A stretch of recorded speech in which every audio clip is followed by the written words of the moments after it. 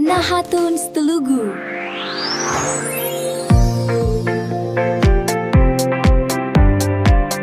రవి చిన్న వయసులోనే తన తండ్రిని కోల్పోయాడు. అప్పట్నుంచి అతను చాలా ఒంటరిగా అనిపించుకునేవాడు. నాన్న ఉంటే ఎంత బావుండేది. రవి, నీ నాన్న నిన్ను చూసి ఎప్పుడూ గర్వపడేవాడు. అమ్మా, ఇదెవరు పెట్టారు? ఏమో, చూసి చదువు.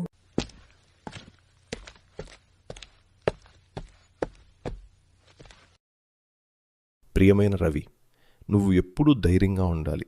జీవితంలో ఎప్పుడూ నిజాయితీగా ఉండాలి. ఇది నాన్న రాసిన లేఖలా ఉంది. ఆ లేఖ రవికి పెద్ద ప్రేరణగా మారింది. నాన్న చెప్పినట్టు నేను మంచి మనిషి అవుతాను. రవి చక్కగా చదువుకోవడం మొదలుపెట్టాడు. అతను తన తల్లికి కూడా సహాయం చేయడం మొదలుపెట్టాడు. అతను తన సైకిళ్ళు చాలా శుభ్రంగా ఉంచుకుంటాడు. సాయంత్రాల్లో అతను తన సైకిల్ మీద ప్రయాణిస్తూ తన స్నేహితులతో ఆడుకునేవాడు. ఆడుకున్న తర్వాత అతను అలసిపోయి తింటూ నిద్రపోతాడు. ఇలా 1 సంవత్సరం పూర్తవుతుంది.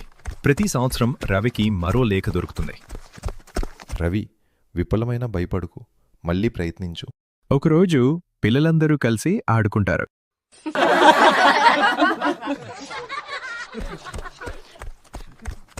అప్పుడు పిల్లల మధ్య వాదన జరిగి వాళ్లు కొట్టుకోవటం మొదలుపెట్టారు.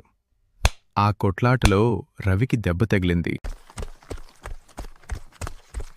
రవి, నీకొక విషయం చెప్తాను. మంచి స్నేహితుడిని ఎంచుకో. మంచి మనసు ఎప్పుడు గెలుస్తుంది. సంవత్సరాల తర్వాత రవి ఒక విజయవంతమైన యువకుడిగా మారాడు. తండ్రి లేఖల ప్రేరణతో రవి జీవితంలో ముందుకు సాగాడు. అతనికి దాచిన నాన్న ఉత్తరాలు గుర్తుకొచ్చాయి. నేనీ ఉత్తరం చదవలేదు. రవి, ఇది నా చివరి ఉత్తరం. ఇప్పుడు మీ జీవితం నీ చేతుల్లోనే ఉంది. అమ్మా, నాన్న ఈ లేఖలు ఎలా పంపించాడు? రవి, నిజం చెప్పే సమయం వచ్చింది. ఈ పెట్టె మీ నాన్నగారు ఉత్తరాలతో నిండుంది. మీ నాన్నగారు అనారోగ్యంతో ఉన్నప్పుడు భవిష్యత్తులో మీకు స్ఫూర్తినివ్వటానికి ఆయన ఈ ఉత్తరాలు రాశారు. నేను వాటిని ప్రతి సంవత్సరం నీకిచ్చేదని. నాన్న నాకెప్పుడు తోడుగా ఉన్నాడు ఈ లేఖల ద్వారా. కొన్ని ప్రేమలు మనం చూడలేకపోయినా జీవితాంతం మనతో ఉంటాయి.